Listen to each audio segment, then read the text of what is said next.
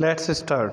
तो आज हम पढ़ेंगे गैस लॉज, गैस के नियमों के बारे में। ठीक है, तो ये अपना फर्स्ट यूनिट का एक टॉपिक है, गैस के नियम। ठीक है, तो हम स्टार्ट करते हैं फर्स्ट यूनिट के इस टॉपिक से। तो गैसों के नियम, गैसों के नियम। तो गैसों के नियम, गैसों के नियम मैं स्टार्ट करता हूँ आपके सामने। तो उससे पहले फर्स्ट अपन पहला नियम लेते हैं, बॉयल का नियम। बॉयल का नियम मतलब बॉयल्स लॉ। तो बॉयल्स लॉ क्या कहता है अपन को? बॉयल्स लॉ कहता है किसी भी गैस के लिए यदि उसका ताप नियत रख दिया जाए, टेम्परेचर को कांस्टेंट रख दें, तो जो प्रेशर है, दाब है, वो आयतन के व्युत्क्रमानुपाती होगा। किसी भी गैस के लिए यदि ताप नियत है तो दाब आयतन के व्युत्क्रमानुपाती होगा। मतलब टेम्परेचर कांस्टेंट है तो pressure is inversely proportional to volume. ठीक है, इट मीन्स अपन ऐसे भी लिख सकते हैं इसको, P is equal to constant divided by V। Proportional sign हटाएंगे, कांस्टेंट आ जाएगा, तो PV is equal to constant. इस फॉर्म में भी आप इसे लिख सकते हो, और ऐसे भी लिख सकते हो P1 V1 is equal to P2 V2। ठीक है, मतलब किसी एक टाइम पे P1 V1 और नेक्स्ट दूसरे टाइम पे P2 V2, दोनों की वैल्यू क्या रहेगी बताओ? सेम। अगर वेरिएशन ग्राफ ड्रॉ करें आप P और V के बीच में, तो वेरिएशन ग्राफ इस तरीके से आएगा, इन्वर्सली प्रोपोर्शनल है, V इंक्रीज होगा तो P डिक्रीज होगा, और P डिक्रीज होगा तो V इंक्रीज होगा। तो ये है पहला नियम, बॉयल का नियम। दूसरा आपके पास आता है चार्ल्स का नियम। चार्ल्स का नियम, तो चार्ल्स का नियम क्या कहता है? देखो आप, चार्ल्स लॉ, चार्ल्स लॉ, तो ये क्या कहता है? अगर किसी गैस के लिए प्रेशर को कांस्टेंट कर दें, दाब को नियत कर दें, तो गैस का वॉल्यूम जो है वो डायरेक्टली प्रोपोर्शनल होगा किसके? टेम्परेचर के। आयतन जो है वो ताप के समानुपाती होगा। तो समानुपाती चिन्ह अगर अपन हटाएं यहाँ से, तो ये आ जाएगा V जो है, V is equal to constant into T, या V by T is equal to constant, ऐसे भी लिखा जा सकता है, या V1 by T1 is equal to V2 by T2। अगर ग्राफ ड्रॉ करें V और T के लिए, तो V और T डायरेक्टली प्रोपोर्शनल है, तो ग्राफ कुछ इस तरीके से आपको मिलेगा या नहीं? क्लियर है? तो दोनों लॉ हैं आपके गैसियस लॉ। फिर थर्ड लॉ की अगर अपन बात करते हैं, तो थर्ड लॉ आपके पास आता है गैलो-सैक लॉ। थर्ड लॉ क्या आता है बताओ? गैलो-सैक लॉ। तो थर्ड लॉ देखेंगे आप,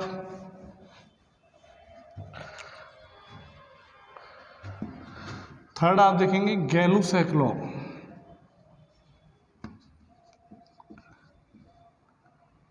नियम, गैलो-सैक का नियम है ना, गैलो-सैक लॉ। ठीक है, ये क्या कहता है कि अगर किसी गैस के लिए आयतन नियत है, मतलब वॉल्यूम कांस्टेंट है, तो pressure is directly proportional to temperature. ठीक है, मतलब दाब ताप के समानुपाती होगा। तो देखो आप इसे ऐसे लिख सकते हैं, प्रोपोर्शनल साइन हटाएं, कांस्टेंट आएगा CT, तो P बाई टी हमेशा क्या रहेगा बताओ? कांस्टेंट। इस फॉर्म में भी लिख सकते हैं, या फिर P1 by T1 is equal to P2 by T2। ठीक है, वही डायरेक्टली प्रोपोर्शनल है, तो variation graph between P and T कैसा आएगा बताओ? स्ट्रेट लाइन आएगा। ये थर्ड लॉ हो गया। फोर्थ लॉ आता है आपके पास आदर्श, आइडियल गैस इक्वेशन आप लिख सकते हो, आइडियल गैस इक्वेशन। हिंदी में अपन बोलते हैं आदर्श गैस अवस्था समीकरण। ठीक है, आदर्श गैस अवस्था समीकरण। तो सबसे पहले बात करें कि आइडियल गैस क्या होती है। तो आइडियल गैस क्या होती है? ऐसी गैस जो बॉयल लॉ, चार्ल्स लॉ और गैलो-सैक लॉ, इन तीनों को क्या करे? फॉलो करे, उसको क्या बोलते हैं अपन? Ideal gas. ठीक है, तो आइडियल गैस क्या होगी? जो फर्स्ट, सेकंड और थर्ड लॉ तीनों को फॉलो करती है वो क्या कहलाती है? Ideal gas. मतलब बॉयल्स लॉ, चार्ल्स लॉ और गैलुसैक लॉ को जो फॉलो करेगी वो क्या कहलाएगी? Ideal gas. ठीक है, तो आइडियल गैस इक्वेशन क्या होती है ये आपको ध्यान रखना है। तो आइडियल गैस इक्वेशन होता है P V is equal to N R T. P V is equal to N R T. ठीक है, कैसे आया ये? सॉरी, फिर से देखते हैं। ये क्या उन दोनों से, उन तीनों लॉज से बनी हुई इक्वेशन है ये। तो अपन ऐसा कह सकते हैं कि यहाँ पे ना तो टेम्परेचर कांस्टेंट होता, ना प्रेशर, ना वॉल्यूम, है ना। तो pressure is inversely proportional to volume, ये आपने पढ़ाई है। और pressure is directly proportional to temperature, ये भी पढ़ा है पहले 3 लॉ में। अगर दोनों को अब कंबाइंड कर दें तो हो जाएगा pressure is proportional to T by V. तो ये इधर आ जाएगा, तो P V proportional to T, है ना। जब आप इसको सॉल्व करते हो तो P V is equal to आता है एम आर टी।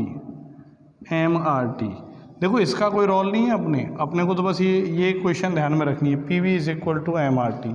तो ये है आपके पास आइडियल गैस इक्वेशन। यहाँ पे देखो पी प्रेशर है, वी वॉल्यूम है, टी टेम्परेचर है, आर जो है, आर को बोलते हैं specific heat, specific gas constant, विशिष्ट गैस नियतांक, विशिष्ट गैस नियतांक, है ना। या फिर इसको बोलते हैं characteristic gas constant, characteristic gas constant. ठीक है, समझ में आया। या फिर अपन इसको बोलते हैं simple gas constant, simple gas constant. देखो आपने नाम सुना होगा universal gas constant. Universal gas constant और स्पेसिफिक गैस कांस्टेंट दोनों अलग अलग होते हैं, एक नहीं होते। ये जो है वो स्पेसिफिक गैस कांस्टेंट है। तो स्पेसिफिक गैस कांस्टेंट की अगर अपन बात करें तो इसकी वैल्यू देखो आप, इसकी वैल्यू जो होती है वो कैसे कैलकुलेट कर सकते हो आप? P V divided by M R T, इस तरीके से आप ये वैल्यू कैलकुलेट कर सकते हो। P V divided by M R T, इस तरीके से वैल्यू कैलकुलेट हो जाएगी। अब यहाँ पे ध्यान रखना, अगर इसकी यूनिट पता करें तो यूनिट कैसे पता करेंगे आपको पता होना चाहिए। प्रेशर की यूनिट न्यूटन पर मीटर स्क्वायर, वॉल्यूम की यूनिट मीटर क्यूब, M4 यहाँ मास है, मास की यूनिट वैसे ग्राम में लेते हैं बट यहाँ केजी में ले रहे हैं अपन, एम के सिस्टम में लेंगे तो केजी में, सॉरी ये गलत लिख दिया मैंने, आर यहाँ नहीं आएगा, MT आएगा, ओके। और टेम्परेचर की यूनिट हो जाएगी आपके पास केल्विन। तो मीटर स्क्वायर से इसको कैंसिल किया मीटर, और newton into metre, newton into metre को बोलते हैं जूल। तो यूनिट आ गई आपके पास जूल अपॉन केजी केल्विन। तो मतलब आर कितना आ गया बताओ? जूल, केजी इनवर्स और केल्विन इनवर्स। ठीक है, एक्चुअली क्या है कि यहाँ पे जो यूनिट है जब आप पढ़ोगे तो यूनिट आपको किलो जूल की फॉर्म में मिलेगी, क्योंकि जनरली जो है वो इसको ग्राम में लिया जाता है। आप इसको अगर ग्राम में लेते हो, ग्राम में मास को, तो यह आ जाएगा ग्राम इनवर्स और केल्विन इनवर्स। और अगर आप इसको केजी में कन्वर्ट करो तो किलो जूल केजी में कन्वर्ट करके मिलती है आपको। तो जैसे आपके पास ये जूल है तो किलो जूल में कन्वर्ट करेंगे, ऊपर 1000 से डिवाइड करेंगे तो ये किलो जूल हो जाएगा, और नीचे अगर ग्राम है, इस ग्राम को यदि 1000 से डिवाइड कर देंगे तो ये क्या आ जाएगा बताओ? किलोग्राम और केल्विन। तो आपको जो बेसिकली यूनिट जो ध्यान रखनी है, आपको वो यूनिट क्या ध्यान रखनी? किलो जूल, किलोग्राम इनवर्स और केल्विन इनवर्स। तो ये आपके पास यूनिट मिलेगी विशिष्ट गैस नियतांक की। ठीक है, किलो जूल, किलोग्राम इनवर्स और केल्विन इनवर्स। ठीक है, समझ में आया? अब नेक्स्ट, अगर जैसे मान लो किलो जूल नहीं दिया, किलो को हटा दिया, तो आप 1000 से मल्टीप्लाई कर सकते हो, 1000 से मल्टीप्लाई कर दो। समझ में आया है नहीं? बाकी बेसिकली आपको ये यूनिट आपको दिखाई देगी। इसी के आगे बढ़े तो इसी के आगे अब आप देखो, ये जो आर है इसकी वैल्यू क्या होती है एयर के लिए? तो एयर के लिए होती है 0.287 किलो जूल, केजी इनवर्स और केल्विन इनवर्स, ये आपको ध्यान रखनी। ठीक है, एयर के लिए होती है 0.287 किलो जूल, केजी इनवर्स और kelvin inverse. For hydrogen gas H2 के लिए आपको मिलेगी 4.0 किलो जूल, केजी इनवर्स और केल्विन इनवर्स। ये आपको हाइड्रोजन के लिए मिलेगी या नहीं? ठीक है, तो इस तरीके से आपको ध्यान रखना है। और ये ध्यान रखना है कि जो यूनिवर्सल गैस कांस्टेंट है वो स्पेसिफिक गैस कांस्टेंट से डिफरेंट होता है। अब कैसे डिफरेंट होता है वो मैं आपको बताता हूँ। तो अब बात करें यूनिवर्सल गैस कांस्टेंट की, तो देखो आपको ध्यान रखना है ये जो स्पेसिफिक गैस कांस्टेंट है, स्पेसिफिक गैस कांस्टेंट है, ये जो होता है वो इक्वल होता है किसके बताओ, universal gas constant, universal gas constant divided by molecular mass, molecular mass. तो ये रिलेशन होता है स्पेसिफिक गैस कांस्टेंट और यूनिवर्सल गैस कांस्टेंट। जैसे आप स्पेसिफिक गैस कांस्टेंट को R से लिखो, यूनिवर्सल गैस कांस्टेंट को R बार से लिखो और नीचे मॉलिक्यूलर मास को आप म्यू से लिख सकते हो। तो R is equal to R bar by mu, या फिर यूनिवर्सल गैस कांस्टेंट की वैल्यू आ गई म्यू मल्टीप्लाई बाई R। ठीक है, तो ये मॉलिक्यूलर मास होता है। ठीक है, अब अगर इसकी यूनिट पता करें तो इसकी यूनिट देखो यहीं से ये होती है किलो जूल। बस यहाँ ध्यान रखना है ये जो किलोग्राम है, किलोग्राम की जगह किलो मोल आ जाता है, किलो मोल इनवर्स और kelvin inverse.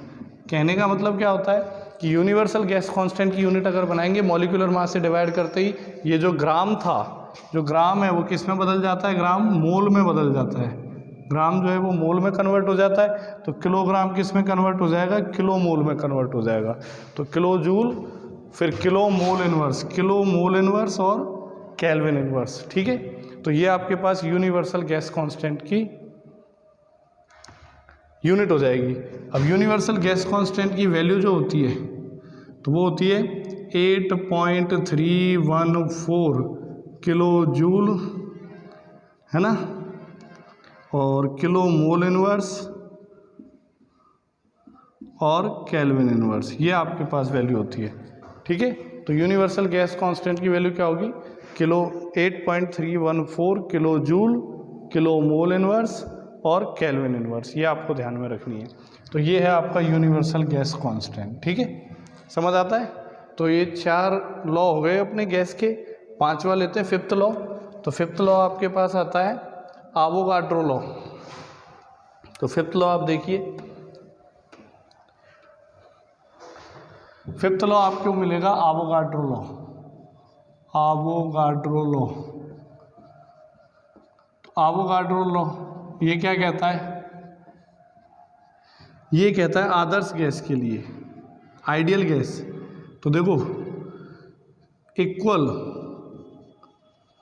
Temperature, volume and pressure, ये आपको ध्यान रखना है। कोई भी आइडियल गैस है ना, किसकी बात कर रहे हैं अपन, आइडियल गैस की। तो कोई भी आइडियल गैस है, उस आइडियल गैस में इक्वल टेम्परेचर प्रेशर, जैसे 2 आइडियल गैस ले ली, 2, तो 2 आइडियल गैस में अगर दोनों का टेम्परेचर सेम है, वॉल्यूम सेम है, प्रेशर सेम है, तो उसमें नंबर ऑफ मॉलिक्यूल्स भी क्या होंगे बताओ, सेम होंगे। नंबर ऑफ मॉलिक्यूल्स सेम होंगे, आर इक्वल। ठीक है, तो ये आपको ध्यान रखना है। 2 डिफरेंट आइडियल गैस लिए या 2 डिफरेंट गैसेज लिए कोई भी अपन ने जो अप्रॉक्सीमेटली आइडियल गैस जैसा बिहेव करती हैं, तो 2 डिफरेंट गैस लिए, उनके लिए टेम्परेचर दोनों का सेम रखा, वॉल्यूम सेम है और प्रेशर भी सेम है। तो जब आप उनमें काउंट करोगे तो नंबर ऑफ मॉलिक्यूल्स भी क्या निकल के आएंगे बताओ, सेम निकल के आएंगे। तो इसका मतलब हम ये कह सकते हैं if T1 is equal to T2 और P1 is equal to P2 और V1 is equal to V2, then N1 is equal to N2, number of molecule in both gases remains equal. तो ये था अपने पास एवोगाड्रो लॉ। ठीक है, 6th आपके पास आता है Dalton's law, Dalton's law of partial pressure, partial pressure, Dalton के आंशिक दाब का नियम, Dalton's law of partial pressure, partial मतलब आंशिक दाब का नियम, डाल्टन के आंशिक दाब का नियम। तो ये आपके पास 6 निकल के आता है। ये क्या कहता है, जैसे आपके पास एक कोई कंटेनर है, कोई बॉक्स है, इस बॉक्स में डिफरेंट डिफरेंट गैसेज अपन ने फिल्ड कर दी, और गैसेज कैसी होनी चाहिए, जो रिएक्शन करें, नॉन रिएक्टिंग गैसेज, जो रिएक्शन नहीं करें एक दूसरे से, नॉन रिएक्टिंग गैसेज, अक्रिय गैसेज बोल सकते हैं इनको, अक्रिय जो क्रिया नहीं करती है ना। तो मान लो कि एक हमने बड़ा सा बॉक्स लिया, इस बॉक्स में अपन ने बहुत सारी अलग अलग डिफरेंट गैसेस भर दी, और कैसी गैसेस भरी हैं, अक्रिय, जो एक दूसरे से रिएक्शन नहीं करती हैं, ठीक है। तो रिएक्शन नहीं करती है, तो ये जितनी भी गैसें इस बॉक्स की वॉल्स पे, इसकी दीवारों पे प्रेशर अप्लाई करेंगी। तो इसकी दीवारों पे टोटल कितना प्रेशर अप्लाई होगा, तो टोटल प्रेशर जो होगा वो क्या होगा, P1 plus P2 plus P3 plus dot dot dot Pn तक होगा। समझ आया? इसका मीनिंग क्या है कि मान लो इसमें n डिफरेंट गैसेज फिल्ड की गई हैं, n different non reacting gases field की हैं, तो हर गैस ये जो कंटेनर है इसकी वॉल पे क्या लगाएगी, प्रेशर लगाएगी। तो ये जो प्रेशर है, जितनी भी गैस हैं जो अलग अलग प्रेशर लगाएंगी, तो इस वॉल पे जो नेट प्रेशर लगेगा, जो टोटल प्रेशर लगेगा, वो टोटल प्रेशर क्या होगा, it is equal to the algebraic sum of all the pressures applied by individual gases. मतलब जो अलग अलग गैसें जो अलग अलग प्रेशर अप्लाई करेंगी, उन सब के एल्जेब्रिक सम के इक्वल होगा। तो ये है आपके पास गैस लॉ का 6th लॉ। अब बात करें 7th लॉ की, तो 7th लॉ आपके पास आता है जूल्स लॉ। 7th लॉ आपके पास क्या आता है, जूल्स लॉ, जूल का नियम है ना, जूल्स लॉ।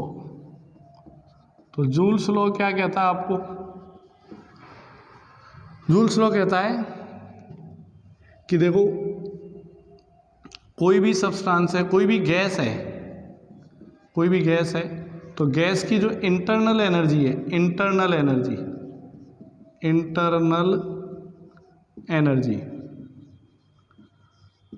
कोई भी गैस है उसकी इंटरनल एनर्जी है। इंटरनल एनर्जी जो होती है वो क्या होती है, internal kinetic energy, internal KE kinetic energy, और plus internal PE potential energy के सम के इक्वल होती है, ठीक है। कोई भी गैस है उसकी इंटरनल एनर्जी जो है वो क्या होती है, sum of internal kinetic energy and internal potential energy. समझते हो आप? कोई भी गैस है, गैस के पार्टिकल हैं, उनके बीच में क्या लगता है, इंट्रा मॉलिक्यूलर अट्रैक्शन फोर्स लगते हैं, वो मोशन भी करते हैं। समझते हो आप? तो देखो जो मॉलिक्यूल्स हैं उनके बीच में जितनी इंटरनल पोटेंशियल एनर्जी होगी, जितनी इंटरनल काइनेटिक एनर्जी होगी, दोनों का सम क्या कहलाएगा, इंटरनल एनर्जी ऑफ गैस। तो आपको ध्यान रखना है कि जो इंटरनल काइनेटिक एनर्जी है किसका फंक्शन होती है, किस पे डिपेंड करती है, टेम्परेचर पे। किस पे डिपेंड करती है, टेम्परेचर पे। तो इंटरनल एनर्जी को अगर U से रिप्रेजेंट करें और यू इंटरनल काइनेटिक एनर्जी को UK से रिप्रेजेंट करें, तो हम ये कह सकते हैं कि UK is equal to the function of temperature. Temperature का फंक्शन होगी। मतलब जो इंटरनल काइनेटिक एनर्जी है वो किस पे डिपेंड करती है, बताओ? इंटरनल काइनेटिक एनर्जी जो है वो किस पे डिपेंड करती है, टेम्परेचर पे। बात करें पोटेंशियल एनर्जी, तो जो पोटेंशियल एनर्जी है, पोटेंशियल एनर्जी वो आइडियल गैस के लिए पोटेंशियल एनर्जी जो होती है वो कितनी होती है, 0। क्यों होती है? क्योंकि आइडियल गैस के जो मॉलिक्यूल है, जब आइडियल गैस की अवधारणा हुई तो उसमें आइडियल गैस के जो मॉलिक्यूल्स हैं उनको कैसे माना गया, हमेशा मोशन में माना गया, मतलब रैंडमली मोशन करते रहते हैं। समझ में आया? किसी कंटेनर में अगर आइडियल गैस फिल करते हो तो आइडियल गैस के जितने भी पार्टिकल हैं वो सभी पार्टिकल क्या करते हैं, बताओ? वो जो कंटेनर है उसकी वॉल से टकराते रहते हैं और रैंडमली ऑल पॉसिबल डायरेक्शंस में डिफरेंट डायरेक्शंस में मोशन करते रहते हैं। मतलब ये स्टेशनरी नहीं है। तो स्टेशनरी नहीं है मतलब स्टेशनरी नहीं है तो इसका मतलब इनमें पोटेंशियल एनर्जी नहीं होती है। तो पोटेंशियल एनर्जी 0 होती है। तो डायरेक्टली अपन ये कह सकते हैं कि ये तो है नहीं, तो इंटरनल एनर्जी मतलब इंटरनल काइनेटिक एनर्जी। तो मतलब गैस की जो इंटरनल एनर्जी है वो किस पे डिपेंड करती है, बताओ? टेम्परेचर पे। तो ये आपको ध्यान रखना है। जूल्स लॉ क्या कहता है कि कोई भी गैस है अगर उसकी इंटरनल एनर्जी की बात करेंगी तो इंटरनल एनर्जी टेम्परेचर का फंक्शन होगी या टेम्परेचर पे डिपेंड करेगी। ये आपको अच्छे से ध्यान रखना है, ठीक है? आगे आओ। ये 7 लॉ आपके कंप्लीट होते हैं। तो ये थे आपके पास गैस के लॉ, ठीक है? अब गैस लॉ में आपको कुछ छोटे छोटे कॉन्स्टेंट और हैं वो ध्यान रखने। जैसे आपने एक पढ़ा होगा स्पेसिफिक हीट।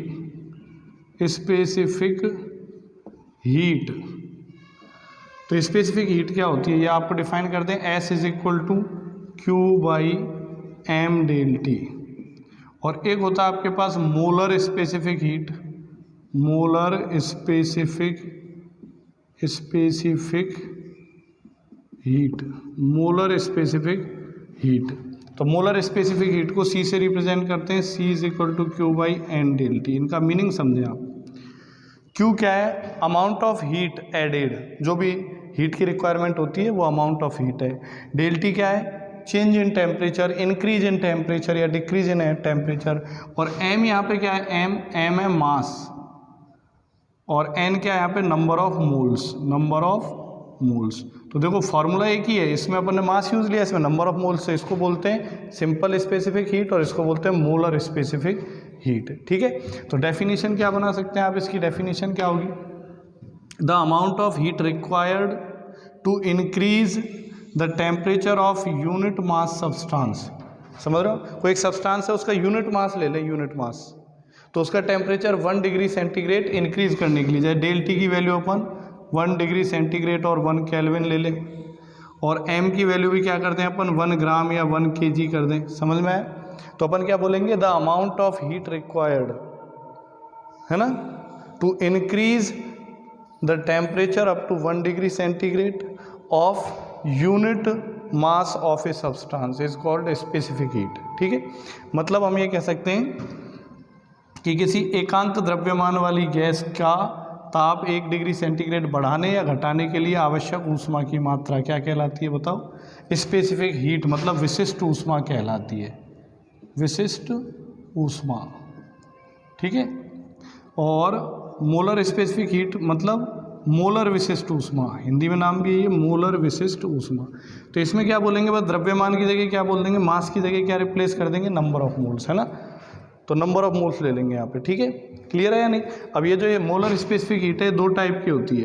एक तो होती है at constant volume, constant volume, और एक होती है at constant pressure, constant volume और कांस्टेंट प्रेशर। तो कांस्टेंट वॉल्यूम पे इसको CV से लिखा जाता है और कांस्टेंट प्रेशर पे इसको CP से लिखा जाता है। और इन दोनों में रिलेशन होता है जो आपको ध्यान रखना है, CP is equal to CV plus R। मतलब फॉर्मूला यही है, बस ध्यान क्या रखना है, ये जो है ये अगर वॉल्यूम को कांस्टेंट कर दें तो इसको बोलेंगे at constant volume molar specific heat, और अगर प्रेशर को कांस्टेंट रखें तो इसको बोलेंगे at constant pressure molar specific heat. इनमें जो रिलेशन होता है CP और CV में होता है CP is equal to CV plus R। ठीक है, ये आपको अच्छे से ध्यान रखना है। और ये जो R है ये क्या है बताओ? यूनिवर्सल गैस कांस्टेंट, R बार भी आप लिख सकते हो इसको। ठीक है, यूनिवर्सल गैस कांस्टेंट है ये। ठीक है, तो ये इसमें रिलेशन होता है। ठीक है, आगे अगर अपन बात करें तो आगे यदि बात करते हैं तो बात करते हैं STP, स्टैंडर्ड टेम्परेचर और प्रेशर। STP पे वैल्यू निकालते हैं अपन R की। R की वैल्यू क्या होगी STP पे? कौन सा R? Specific heat. तो STP का मतलब होता है स्टैंडर्ड टेम्परेचर एंड प्रेशर। तो प्रेशर कितना लिया जाता है? Standard pressure 1 atm। ठीक है, ओके, और 1 atm, और टेम्परेचर जो लिया जाता है, टेम्परेचर कितना लेते हैं? 273.16 केल्विन। ये अपना होता है स्टैंडर्ड टेम्परेचर, ये और 0 डिग्री सेंटीग्रेड आप इसे कह सकते हो, है ना। ठीक है, इसके बाद जो वॉल्यूम होता है ये आपको ध्यान रखना पड़ेगा। वॉल्यूम कितना होता है STP पे? 22.4 लीटर, 22.4 लीटर। ठीक है, तो अगर अपन बात करें, हमने एक फार्मूला पढ़ा था PV is equal to MRT, PV is equal to MRT, यही पढ़ा था या नहीं? PV is equal to MRT। तो अगर R की वैल्यू आपको पता करनी है R, तो R की वैल्यू क्या हो जाएगी? PV/MT, PV/MT। अब मान लो कि हम जो मास है, मास, तो मास कितना लेके चल रहे हैं अपन? 1 kg। कितना ले रहे हैं बताओ? 1 kg। तो मास 1 kg ले रहे हैं, तो प्रेशर की वैल्यू रख देंगे 1 atm, और वॉल्यूम अपना हो जाएगा, कितना हो जाएगा बताओ? 22.4 लीटर, और m की वैल्यू 1 kg रखेंगे। ठीक है, लीटर, ये 1 kg रखेंगे, और T जो टेम्परेचर है, टेम्परेचर हो जाएगा 273.16 केल्विन। तो इस तरीके से R क्या था आपके पास? Specific heat constant. तो स्पेसिफिक हीट कांस्टेंट की वैल्यू आप यहाँ से कैलकुलेट कर सकते हो, जो मैंने आपको पहले बता दी है। ठीक है, कोई दिक्कत इसमें? तो ये आपको ध्यान रखना है, स्पेसिफिक हीट कांस्टेंट की वैल्यू ऐसे कैलकुलेट कर लेते हैं। इसमें सिर्फ आपको ये ध्यान रखना है कि एसटीपी क्या होता है, स्टैंडर्ड टेम्परेचर और प्रेशर, ये होता है पी, टी और वी। ठीक है, तो ये आपके समझ में आता है अच्छे से, एसटीपी स्टैंडर्ड टेम्परेचर और प्रेशर। अब एक लॉ और रहता है गैस लॉ, हालांकि वो थोड़ा सा अलग है। अब लेना चाहो 7 लॉज तो बता दिए थे मैंने, 8 और है एक जो भी मुझे याद आया। एक होता है वंडर वॉल लॉ, है ना, वंडर वॉल लॉ, है ना, वंडर वॉल इक्वेशन या वंडर वॉल समीकरण। तो ये जो है वंडर वॉल इक्वेशन, ये जो है ये किसके लिए होती है, वास्तविक गैसों के लिए, रियल गैसेज के लिए होती है। वास्तविक गैस वो जो हमने पढ़े वो किसके लिए पढ़े थे, आइडियल गैस के लिए। और ये किसके लिए बताओ, रियल गैस। आइडियल गैस जिसमें स्पेसिफिक प्रॉपर्टीज़ होती हैं, और रियल गैस जितनी भी जो अपने पास नेचुरल गैस है उन सबको क्या बोलते हैं अपन, रियल गैस। तो रियल गैस के लिए ये जो वंडर वॉल गैस इक्वेशन है वो कुछ इस तरीके से, P + A/V² और V - V = RT, इस तरीके से। ठीक है, तो P यहाँ पे क्या है बताओ, P प्रेशर है, V वॉल्यूम है, R वही स्पेसिफिक गैस कांस्टेंट, T क्या है, टेम्परेचर है, और A और B यहाँ पे क्या है, कांस्टेंट है। तो A and B are specific constant, ये विशिष्ट स्पेसिफिक कांस्टेंट, तो विशिष्ट नियतांक हैं यहाँ पे, हैं। तो ये जो इक्वेशन है ये किसके लिए काम में लेते हैं बताओ, वास्तविक गैसों के लिए। आदर्श गैस के लिए क्या लेंगे, PV = mRT। ठीक, समझ आया? तो ये था आपके पास गैस और गैस के लॉ, ये आपको स्पेशली ध्यान रखने हैं। ठीक है, आज के लेक्चर में इतना ही। ठीक है, थोड़ा सा डिजिटल बोर्ड वगैरह अवेलेबल है नहीं अभी, तो ये मार्कर और वाइट बोर्ड का जो कॉम्बिनेशन है हो सकता है आपको थोड़ा अटपटा लगे, पर जो मटेरियल है वो आपके बहुत ज़्यादा काम आएगा, बेटर काम आएगा। और आप पेपर देखेंगे, पेपर सॉल्व करेंगे तो आपको पता लगेगा कि लगभग पूरा पेपर अपने कवर हो रहा है। लास्ट ईयर के पेपर जब आप सॉल्व करेंगे, मैं आपको करवाऊंगा, वो भी डिस्कस करूंगा, पर अपने पास डिजिटल अरेंजमेंट थोड़ा सा नहीं है। इसी में आप सब लोग सपोर्ट करें। ठीक है, और इसको ज़्यादा से ज़्यादा देखें, ज़्यादा से ज़्यादा शेयर करें, लाइक करें, सब्सक्राइब करें। आप जितना रेस्पॉन्स दोगे मेरा मोटिवेशन उतना बढ़ेगा। ठीक है, धन्यवाद दोस्तों।